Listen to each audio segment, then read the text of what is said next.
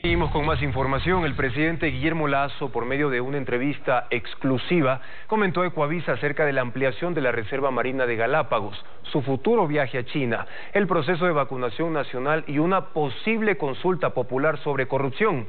Tania Tinoco entrevistó al primer mandatario. Señor presidente, primero gracias por aceptar esta entrevista. Un placer.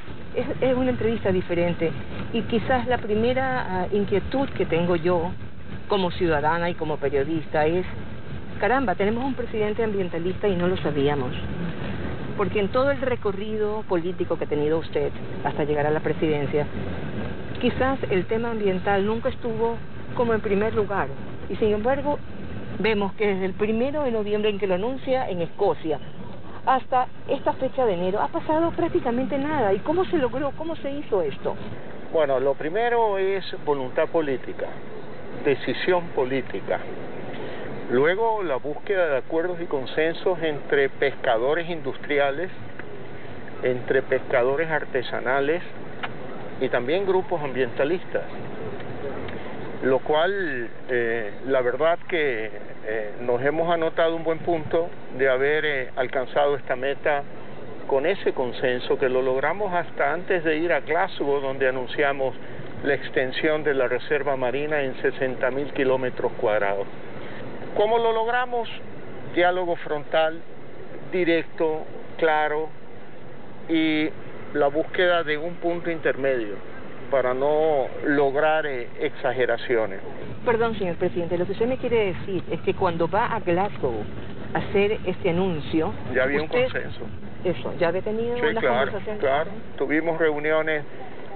Personalmente yo las tuve con los industriales y el Ministerio de Medio Ambiente, el ministro concretamente, con los pescadores artesanales y también con medioambientalistas. Ahora, la parte más difícil, a la vista de los demás ecuatorianos, es ese mecanismo de canje de deuda que va a financiar este acuerdo. ¿Cómo se va a hacer eso?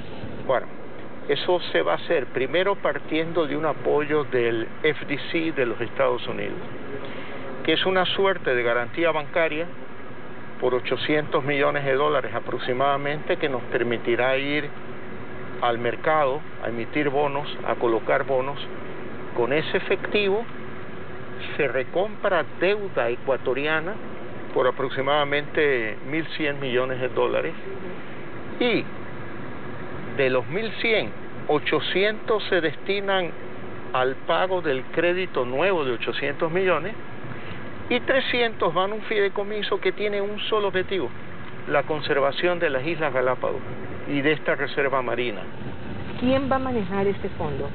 Eso estamos por estructurarlo, pero lo manejaría un fideicomiso que tiene solo ese objetivo y estaría bajo la administración del Ministerio de Medio Ambiente, pero armado de tal manera que en el futuro no haya ningún gobierno que pueda destrabar este mecanismo. ¿Quiere decir que lo manejarán manos ecuatorianas? Manos ecuatorianas. Para muchos esta ha sido la forma de hacerle frente, de haber creado una estrategia ideada por Ecuador y en este caso liderada por usted, para decirle, aquí estamos unidos, 4 países, ¿verdad?, para empezar, y no permitir que esta flota industrial pesquera de origen asiático venga a causarnos los problemas que nos causa todo el tiempo. ¿Es así?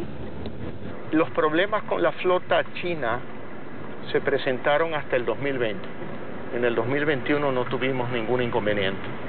Ningún inconveniente. Y digo esto porque debo de ser lo más justo al reconocer que en la conversación telefónica que yo tuve con el presidente Xi Jinping de China, fue él quien me planteó y me dijo: le toco este tema y quiero que sepa que no va a volver a suceder, que estamos tomando todas las precauciones, que vamos a respetar las aguas territoriales del Ecuador, a respetar la reserva y tal, que me pareció un buen gesto, porque no fui yo el que le planteé a tono de reclamo, fue él a tono de: oiga, estoy consciente de este problema y lo estamos controlando. Ahora, usted va a viajar a China en los próximos días, sin duda este tema también va a salir.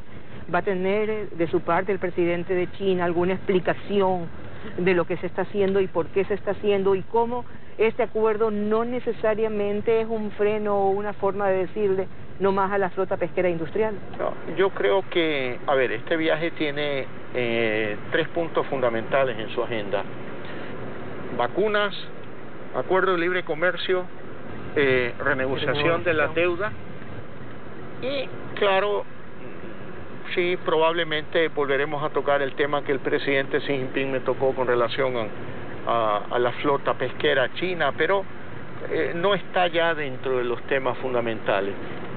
Ojalá que en el 22 también se mantenga la conducta de comportamiento del 21, espero que sí. Un evento que se hace más allá del COVID. Un evento que se hace a pesar del COVID.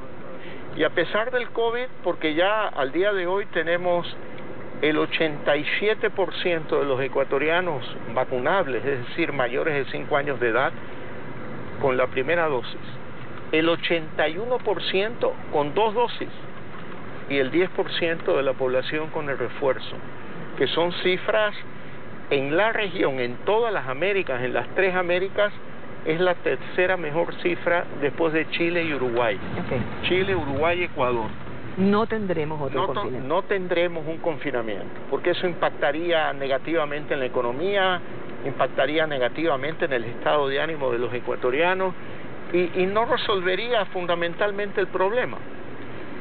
En primer lugar, indicadores de vacunación que llegan hasta el 87% en una vacuna y 2 dosis al 81%, son indicadores que compiten globalmente, como ya lo dije, el tercer mejor indicador de las 3 Américas.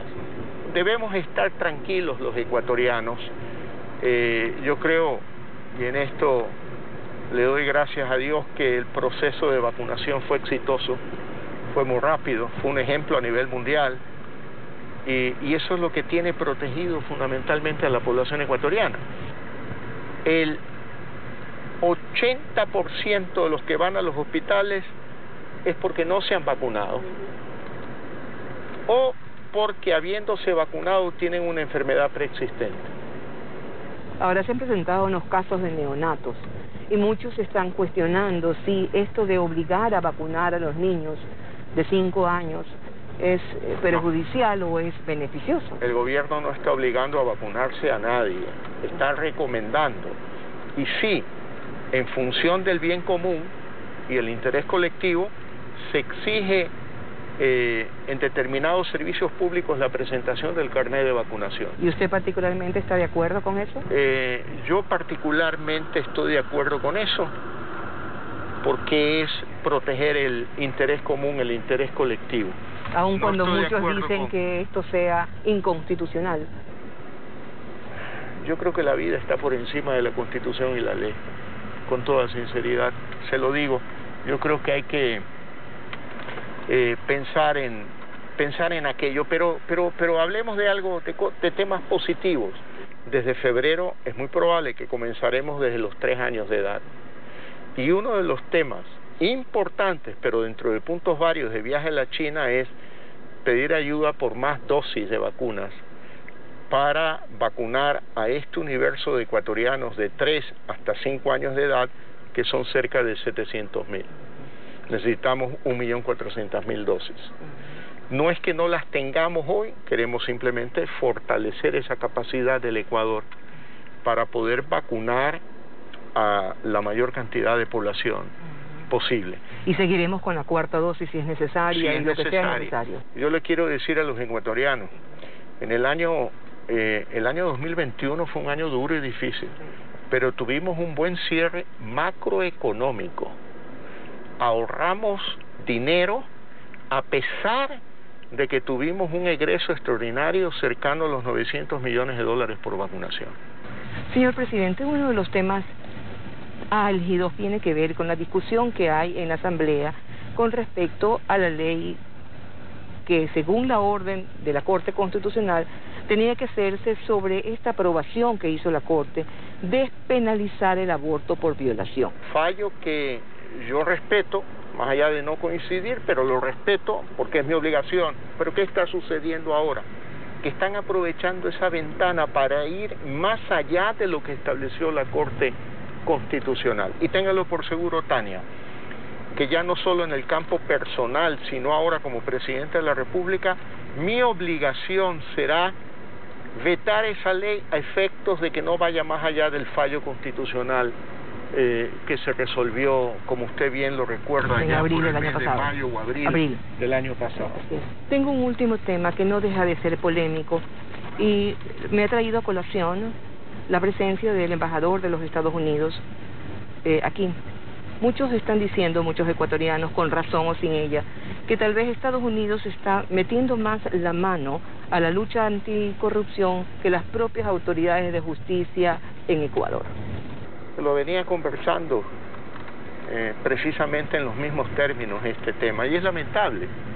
El problema no está en quién se mete, el problema está en aquellos que no se meten. Y los que no se meten, debiendo meterse en la lucha contra la corrupción, es la justicia. Está fallando la justicia en el Ecuador. Y prácticamente las decisiones del gobierno americano respecto de las visas de algunos ecuatorianos se está convirtiendo en un sustituto, y no debería de ser así, de la acción de una justicia eficiente para sancionar la corrupción, para luchar contra la corrupción. Pero vea usted algo que es importante, que no lo hemos tocado todavía, el tema de la seguridad. El tema de la inseguridad deviene también de un problema de falencias en la justicia. Falencias en la justicia y falencias en el sistema legal penal del Ecuador. Abuso inclusive de la prisión preventiva. Entonces tenemos que trabajar en el diseño, en la arquitectura institucional de la justicia, en una evaluación de jueces y reformas legales, sobre todo en el campo penal. Ahora, ¿y cómo lo hace usted siendo presidente y no interfiriendo en la justicia? Bueno, usted toca un punto muy importante, porque yo soy respetuoso, pretendo ser un demócrata, un republicano, respetuoso de la independencia de poderes. Pero cuando entran en crisis aquellos poderes, ¿dónde quién acude? ¿Donde el presidente? ¿Dónde el presidente de la República? ¿Y entonces cómo el presidente resuelve? Yo estoy consultando con algunos ecuatorianos que tienen experiencia, conocimiento y están mejor preparados que yo para tocar estos temas, y estoy llegando a la conclusión de pedir asistencia internacional al BID, a la CAF, al Banco Mundial, para volver a hacer una reforma de la justicia que sea resuelta por los ecuatorianos por vía de una consulta popular.